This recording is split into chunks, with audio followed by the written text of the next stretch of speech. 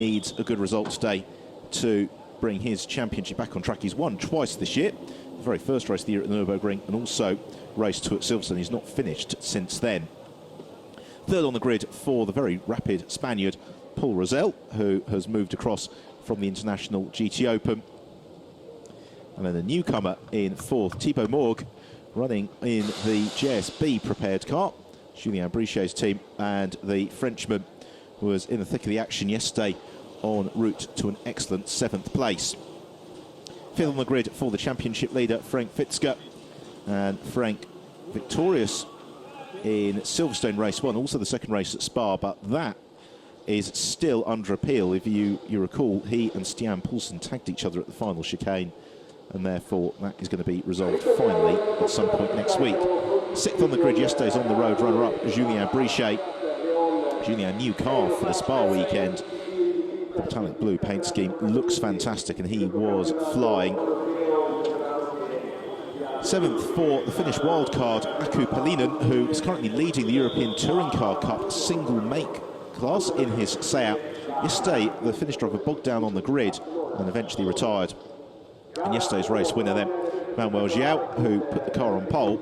The very popular Portuguese driver has been steadily improving his pace throughout the course of the season and drove absolutely majestically en route to victory. It's the 17-year-old then, Norbert Toth, who's only turned 17 mid-season, who lines up in 9th place, but the Hungarian driver has had 3 4th-place finishes in a row. He's looking to claim his maiden podium.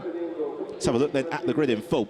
Row 1, Amalia Vignes and Stefano Comini. Then row 2, Paul Rosell and Thibaut Morg. Row 3, Frank Fitzger and Julien Brichet. 5 different nationalities in the top 5 places.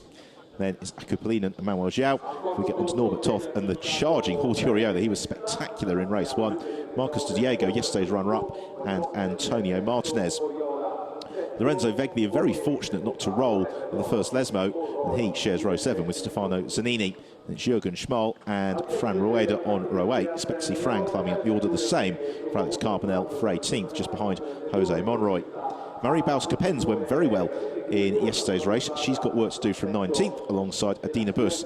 A warm welcome to the championship for the Costa Rican driver Mauricio Hernandez, who lines up in 22nd, just clear of Dejan Bulatovic and Roberto Ferri out this weekend in the VIP car. Gabor Weber charged up through the pack yesterday to finish in 8th, and Stian Poulsen starting at the very, very back of the grid after a qualifying shunt. So the race duration is 11 laps or 40 minutes, and it would have to be a pretty lengthy safety car, I think, for us to hit the 40-minute time limit. So the grid is being cleared. The 3rd generation of the Seat Leon Eurocup car is what all the drivers are equipped with new for the 2014 season. Absolutely spectacular car. Weighs just over 11,050 kilograms. 6-speed sequential gearbox, front-wheel drive. Very quick in a straight line, and we've been seeing some truly impressive lap times throughout the course of the weekend. If you've not seen any of the racing this year from the relaunched Seat Leon Eurocup, it really has been fantastic. The championship very much back with a bang. We have had near capacity grids at every single event, and the feedback from the drivers, most importantly, is that the cars are great fun to race. So away we go then on this final formation lap. They'll come back and get ready for the standing start, and then the charge in towards the Retifilia.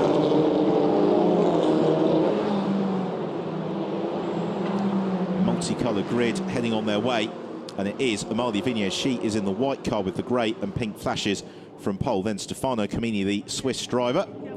Bit of a fan of dubstep music. Comini in the blue and white car. It's another blue and white car. Paul Rosell then the white machine. Thibaut Morg, Frank Fitzger, very impressively liveried black and red machine.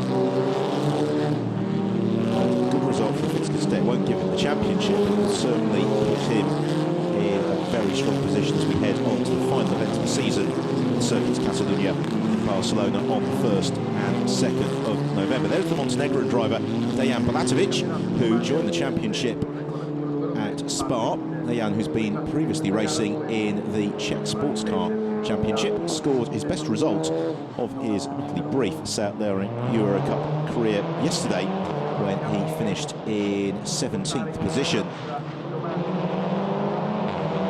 It's wonderful to see such a multinational entry for this championship. All these drivers really with their sights set probably on graduating up towards the World Touring Car Championship at some point. These cars, the perfect way to learn about saloon car racing. Because they're so evenly matched, it really comes down to those tiny little tweaks that they can make in setup, and then the driver ability out on the track, driving smoothly and knowing when to make your moves.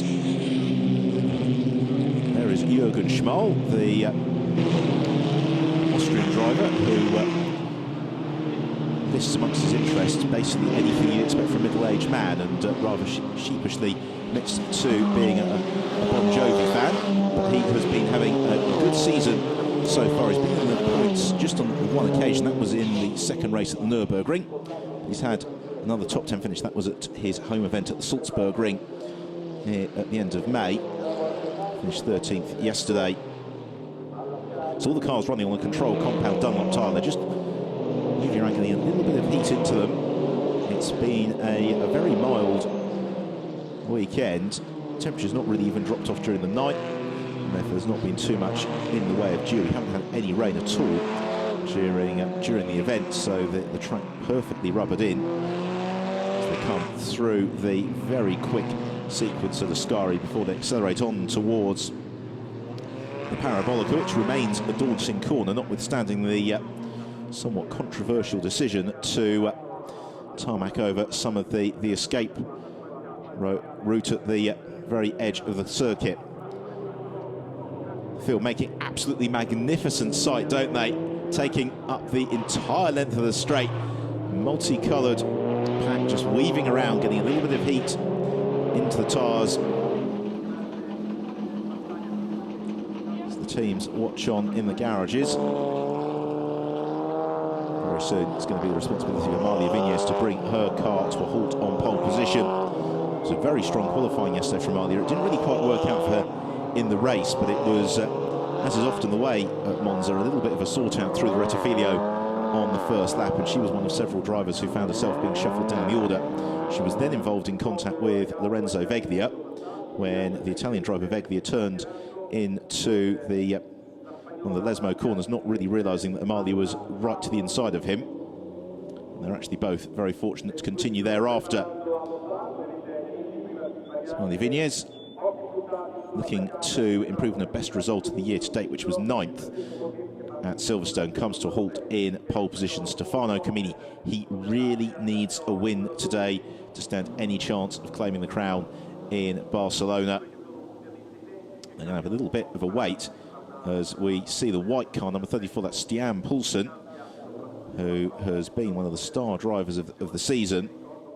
But a couple of non-finishes and a disastrous testing and then qualifying have left him with an awful lot of work to do over the course of the next 11 laps. But we saw yesterday with Gabor Weber, it is possible to come up the order. Look to the back of the grid for the marshal to wave the green flag. Not quite able to do so just yet. Do we have a car in bother? No, we don't. We get the green flag waved from the marshal, so it's eyes to the gantry as the revs rise. We're about to go racing here in Monza. The lights flash out and away we go. It's a great start from Amalia Viñez, a pretty poor start from Paul Rosell, who is going to be jumped. Also, Manuel Giao is very, very well away, as is Stian Poulsen. So they charge down towards the Rettifilo for the first time, though. It's Stefano Comini who's got the inside line, and the Swiss driver Comini snatches the early advantage from Amalia Viñez.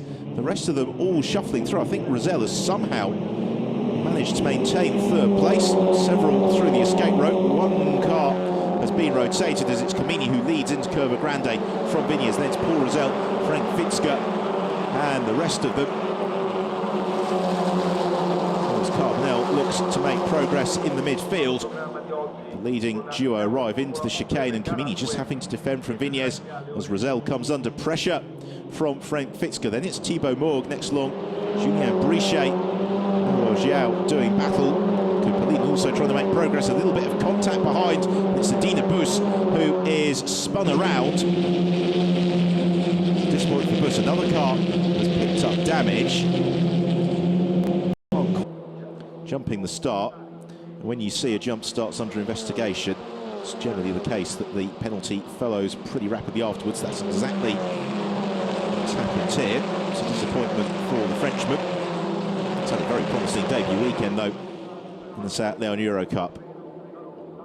Julien Brichet all over the tail of Paul Rosell. We've seen all weekend that Brichet's got the pace. But the key here is that Rosell and Brichet don't have too much of a battle with themselves. What they need to do is work together to make sure that Stefano Camini doesn't break clear and run away from the toe. So once more, Aku Polinen dropping down through the order. He's about to be demoted by Marcus de Diego. So they flash through. That's for 10th place. And Camini's been caught in the toe very quickly here by Paul Rosell. And Rosell looking to go around the outside of him. But Camini, once more, deep on the brakes into the Rettifilio. Oh, both he and Rosell bounce across the curbs. They retain their place. That's the second time in 3 laps that Stefano Camini has failed to make the apex, and he's picked up a little bit of damage as well to the trim, and he's going to drop down to 3rd because Rosell goes to one side, Julien Brichet to the other, and Julien Brichet may even snatch lead the race in the all-blue car. He draws alongside Paul Rosell as they head into the braking zone. Julien Brichet snatches the advantage from Rosell. Lovely move that from Brichet, who's already won once this year. That was in the first of the races at Spa. Behind, there's been a bit of an incident involving Lorenzo Veglia, who we saw recovering after a fashion. We'll pick up exactly who was involved in that shortly. The cars turn through Lesma. Here we see it. Oh dear, Norbert Toth makes contact with Lorenzo Veglia. I think largely innocent of that. Here's another look. Rettifilio, Camini very late on the brakes. Leaves Rosell with nowhere to go. Whether or not that's going to be investigated. In the meantime, though, Julien Brichet is doing all he can to make good his escape at the front of the field. The other driver to update you on is Manuel João, who is steadily working his way up the order. He's dispensed with Ferenc Fitzke on this occasion. He's up behind Thibaut Morg, but don't forget that Thibaut has got to serve drive-through penalty. So João is really racing himself into championship contention this weekend. The next event at the Circuits Castellina is not quite his home event, but it is as close as it's going to get. It's a bodywork being launched from Norbert Toth's car as the leading group fan out again, heading down towards the Rettifilio. Julien Brichet makes the apex, so does Paul Rosell. It's Thibaut Morg who doesn't. It's a little squabble for position. Ferenc Fitzke again losing out in the sort-out. He's been demoted by Marcus de Diego and potentially lose out to others. Stefano Camini and Marley Vignes both attempt to demote Morgan. There is the green and orange car of Manuel João, and João really coming into contention. Meanwhile, Paul Rosell coming back at Julien Brichet. Then we've got a gap in the traffic for 3rd place. Currently in hands of Marley Vignes from Camini. Morg, Alex Carbonell now also looking to challenge to the inside of Manuel João. João shots across his bows. This is Monza racing at its very, very best. Slipstreaming aplenty. The car's so even. Marcus Diego demoted by Gabor Weber. How long for? Needs to be seen. Weber takes a big trip through the gravel trap. It doesn't seem to have delayed it unduly. That is for 10th position. Ascari, and João gains the place on Morg. So up into 5th place for Manuel João. Into pursuit then of Marley Vignes. Stefano Camini, Julien Brichet out front, and Brichet came into the weekend on 5th in the championship. 35 points coming today. He's running out very, very wide. Oriola, he's going to do well to keep it out of the gravel trap. And that's the section of circuit which has recently been tarmacked over. Under the configuration that we had here at Monza until midsummer, his race would have been done and dusted at that point.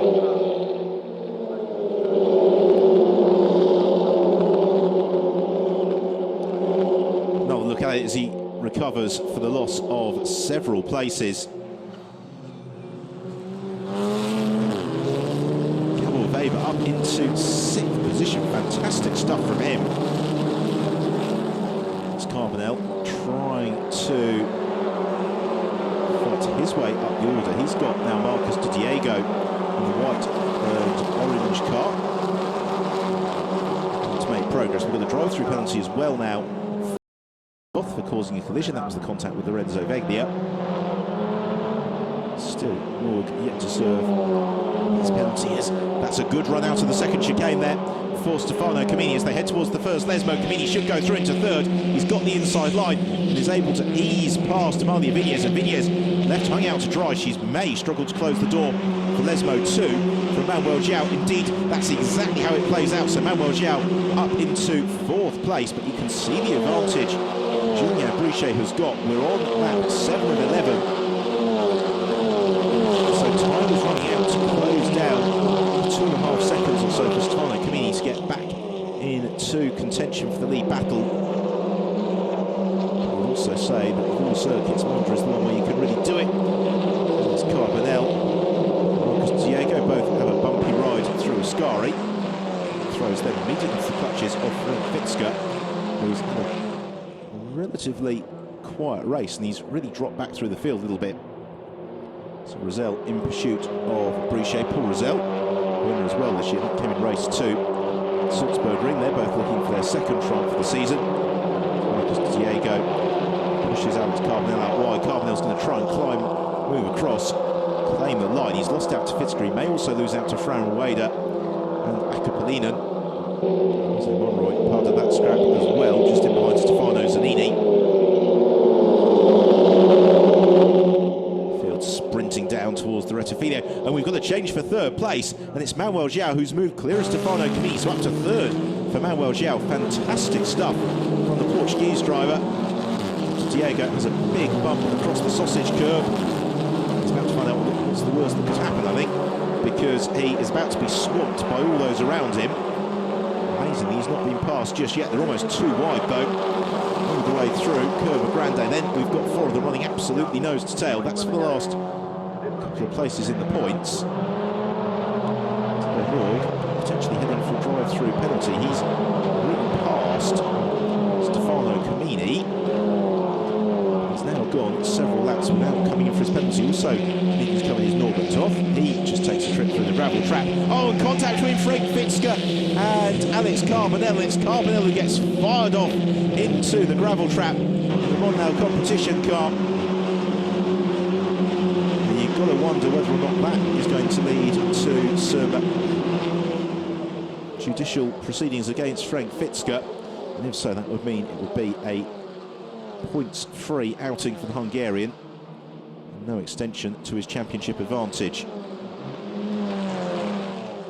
Here's another look at how it all unwound. So first at the back of the shot, you see Norbert Toff, proving the South Eurocup race cars are not ideal for rally crossing.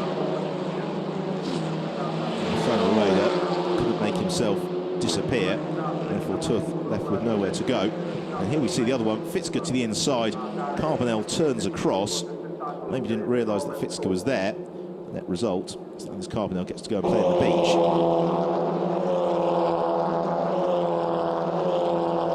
8 laps completed, and Julien Brichet still managing his advantage at the front of the field. Rosell can stay with him, but he can't bridge the gap. The same goes for Manuel João in 3rd. Up to 4th has come Gabor Weber. Fantastic drive that from Weber. 5th is Amalia Vinez. 6th is Stefano Camini. 7th, and still declining to serve a drive-through, is Thibaut Moore, who has now earned himself a black flag for his troubles, because the rules are such that you have 3 laps to respond to a drive-through penalty. If you don't come in within those 3 laps, you typically get the rule book thrown at you. And Moore is about to find out that an angry race director is not somebody that you want to be meeting. So goes side by side with Camini. Camini with a little bit of bodywork trailing. He's been in the wars somewhat. He moves across to cover the inside line for first Lesmo. Through they go. as the recovery continues. Felix Carbonell. Probably rather good news. Stefano Camini, while Stefano Zanini and Jürgen Schmal having their own adventures. Move towards that stage of the race, you can see just how hard Paul Rosell is trying, with his car moving around so much more than Julien Brichet's. But if the pair of them start getting involved in the scrap of their own, that is going to give Manuel João the opportunity to join in. Uriola, 11th place at the back of that train, and now Rosell is as close to Julien Brichet as he has been at any stage in the race thus far. We are going to have just 2 laps to go at the conclusion. And are we going to see what happened yesterday with the boot on the other foot? Because Julien Brichet closed up on Manuel João in the late stages. It's now the turn of Paul Rosell to apply all the pressure that he can to Julien Brichet as across the line they come. Further back, Frank Fitzger under pressure from Jose Monroy. So Rosell looks to challenge Brichet into the Rettifilio, but again, Julien Brichet knows he put the car to the inside line. There is no way around Rosell, who seems to have lost part of his window. Jose Monroy bounces across the curbs, comes under immediate pressure from Frank Fitzger. Thibaut Moore still hasn't come in for his drive-through penalty, as now Marcus Di Diego taking his turn to challenge Stefano Camini. Fitzger goes side by side with Monroy. They don't really know where to look deep for the scraps as Camini comes under pressure from Di Diego. Has the Swiss got enough in the advantage to the inside? Indeed he does. So Camini maintains his place. Nothing else is going to break the chain of non-finishes. Even if from second on the grid he might be hoping for a little bit more for 6th or 7th place. It's still going to be a couple of points for him. Through the second Lesmo as they wind their way through the trees. Park in Monza, home of Italian motorsport, most important circuit racing for well over 90 years. There is Lorenzo Veglia. Hops out of his car. Camini still under intense pressure from the orange and white car of Marcus Di Diego. They've got Frank Fitzger, who's invited himself to that party as the leaders arrive into the Parabolica for the penultimate time of asking, and are we going to see a last lap showdown? At the end of the preceding lap, they were all separated by about 1.5 seconds. Camini, Di Diego and Fitzger continue to run in that order out of the Parabolica into the last lap.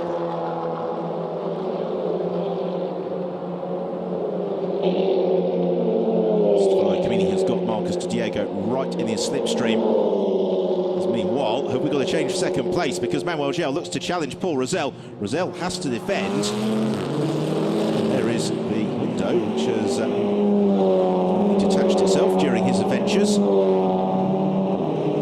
Camini likewise withstanding the pressure from Di Diego. The real question though is the extent to which Rosell and João can possibly come back at Julien Brichet. Still following the fight for 6th. This is the battle for the lead, and Rosell again covers the inside line from Manuel João into the second chicane. It's going to give Julien Brichet, I suspect, a decisive advantage, but Brichet living dangerously right out to the proximity of the curbs. And you know what? Gabor Weber in the grey car is not out of contention for a podium just yet, because he of the leading group of cars was almost a second quicker through sector 1 than Paul Rosell, and it now makes it a 3-way fight for second place with just half a lap remaining. They come out of the second Lesmo, sprint on towards Ascari. It's Rosell who leads the chain for second, but Gabor Weber from the very, very back of the grid may just snatch a podium. It would be his second rostrum of the season if he can do it. Julien Brichet leads into Ascari. Rosell again sideways. Manuel João, is he going to be close enough to pounce on en route to the Parabolica? Gabor Weber's going to have the benefit of the double toe. Out of the corner they come. They sprint towards the Parabolica for the final time. It's been a fantastic race, and are we going to get a dramatic finale as Rosell covers the inside line? Which side's João going to go? Inside or outside? Weber goes outside. João's boxed in. They arrive into the Parabolica. Weber, though, can't carry the momentum. It's going to be a sprint out of the final turn towards the line, and Gabor Weber's got the pace, but has he got the angle? No, he hasn't. So as Julien Brichet takes the checker flag and the victory, second place goes to Paul Rosell and third to Manuel João. Gabor Weber couldn't quite do it, but he takes fourth. Fifth from Amalia Viñez, her best result of the season. Sixth to Marcus de Diego, and seventh to Stefano Camini. Seventh to Frank Fitzger, 53 thousandths of a second ahead. Stefano Camini in eighth, Jordi Oriola in ninth, and Stefano Zanini completes the top 10. Fantastic drive that from Julien Brichet, bouncing back from yesterday's disappointment. And in terms of the championship then for Julien Brichet, that is going to promote him to 45 points. Frank Fitzger in 7th place, he's going to net a couple of points, move up to 53, but Manuel João, 3rd place for him, on to 49 points, and comfortably second in the championship standings then for João as we head towards the final 2 races of the year. So João has set the fastest lap en route to 3rd place behind Julien Brichet and Paul Rosell. Super performance that from Rosell as well, and he stands a very good chance also of claiming the crown because he moves on to 52 points. Gabor Weber, a super drive from the back of the field for 4th position. Dina Buss recovering to 16th from an early spin, just behind Maribaus Coppens. Unfortunately, we lost Stian Poulsen very early on. Antonio Martinez, another driver who was in trouble. And it's Carbonell, of course, that spin into the gravel trap after contact. So this is the Drivers' Championship situation. How close do you want it? Just a single point between Frank Fitzger and Paul Rosell. Manuel João only 4 points back. Julien Brichet climbs up into 4th position. He is within a race win of the championship lead. Stian Poulsen's had a very difficult weekend, but he is still emphatically in contention. 1st and 2nd of November, the Circuit de Catalunya will be the final races of the season. They promise to be absolutely fantastic, and I suspect that the destiny of the 2014 crown will not be decided until the last lap of the final race of the season. Today, though, is Julien Brichet's, because whilst we've been talking about the championship narrative all weekend, we shouldn't lose sight of the fact that our 2 race winners, Manuel João and Julien Brichet, have both put in exemplary solo performances. Brichet today fighting his way up the order and then just building that buffer at the front of the pack to come through and take the win for Paul Rosell in 2nd place. Another very competitive drive. It's only his 4th podium finish of the season, but in conjunction with his consistency in other rounds, he is right up there at the top of the standings. Manuel João, he seems to be getting better and better with each and every event, because he has now had 3 podiums in the last 4 races. That's the sort of momentum that you want to see. So there are 23 points left on the table at the Circuit de Catalunya, 3 for qualification, and then 10 each for the win in the races. All smiles for Julien Brichet. There was no malice really in that incident with Stefano Camini yesterday. He just seemed to misjudge his braking ever so slightly, but given the high-speed nature of the contact, unsurprising that Brichet picked up the penalty. He has bounced back in the best possible way. Lots for the Paporo team to celebrate as they claim 1st and 3rd. Rosell disentangles himself from his helmet hands device, about to rehydrate. Very shortly we'll be hearing from our race winner, Julien Brichet.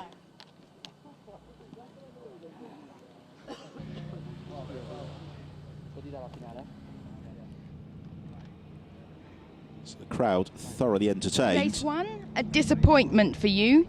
This race, much better. A great win? Oui, en course 1, on s'est fait pénaliser alors qu'on avait fait 2e pour une faute de pilotage qui a été estimée, vu la caméra intérieure, par un fait de course, aussi bien par Comini que par moi. Donc c'est dommage, on perd hier les points. Aujourd'hui c'est une belle vengeance, on gagne. Voilà, départ assez moyen. Voilà, c'était assez dur. J'ai bénéficié un peu de la bagarre qu'il y avait derrière pour m'échapper. Voilà, vraiment très satisfait, quoi. So Julien Brichet saying yesterday was a real... Voilà, bonjour à tous ceux qui me regardent. Là, j'ai du monde dans le Nord. Après, j'ai mon équipe aussi qui est à Nogaro. Donc, j'espère que ça se passe bien pour eux. Voilà, bisous à tout le monde. Ciao. So Julien Brichet saying that yesterday was a real disappointment, but it was a drive error. He just misjudged the braking, but today was perfect. He got to the lead and benefited from the battles behind to make good his escape. So let's relive Brichet's triumph. It was Stefano Camini who took the early advantage from Amalia Vignes into the Rettifilio. As behind, it all went a little bit wrong. One car in the midfield being spun around, several others taking evasive action.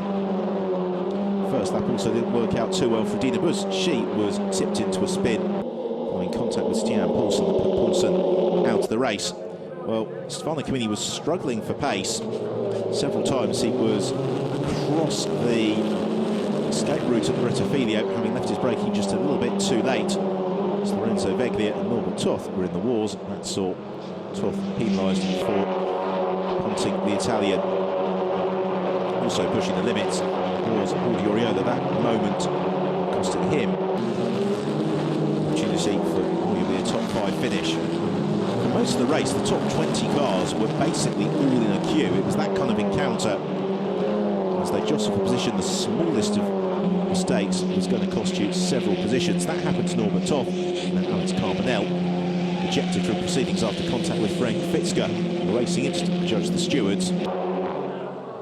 So Julien Brichet, who broke clear, we had a fantastic fight on the last lap. Paul Rosell, though, withstanding everything that Manuel Xiao and Gabor Weber could throw at him, and the Poro teammates claiming second and third for JSB. Though Julien Brichet, his second victory in 4 races, bring him towards the top of the championship standings.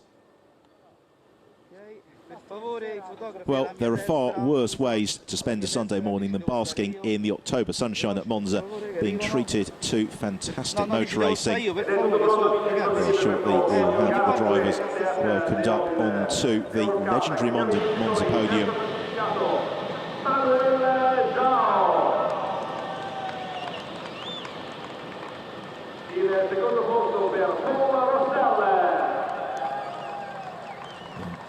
Podium all set, the champagne is ready, is into third place Manuel Xiao, runner-up Paul Rosell, and our race winner Julien Brichet.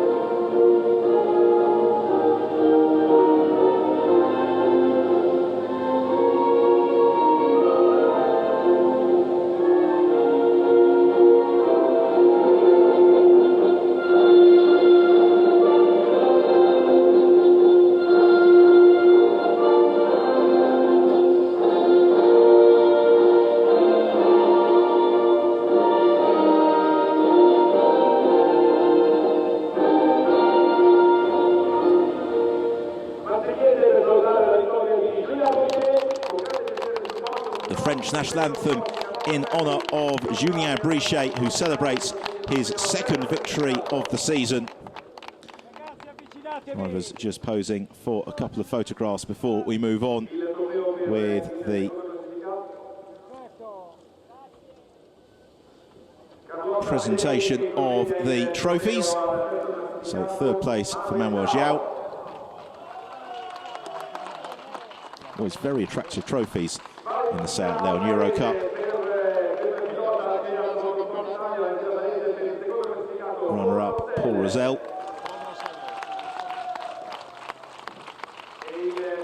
And our race winner Julien Brichet.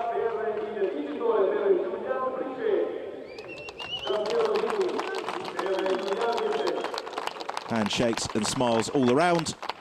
Last couple of photographs to pose for, and then they will be letting rip with the champagne, which means it's a good opportunity for myself, Ben Evans, to say thank you very much for your company this weekend with us in Monza. We will see you on the 1st and 2nd of November in Barcelona with the season and title deciding races in the Seat Leon Eurocup.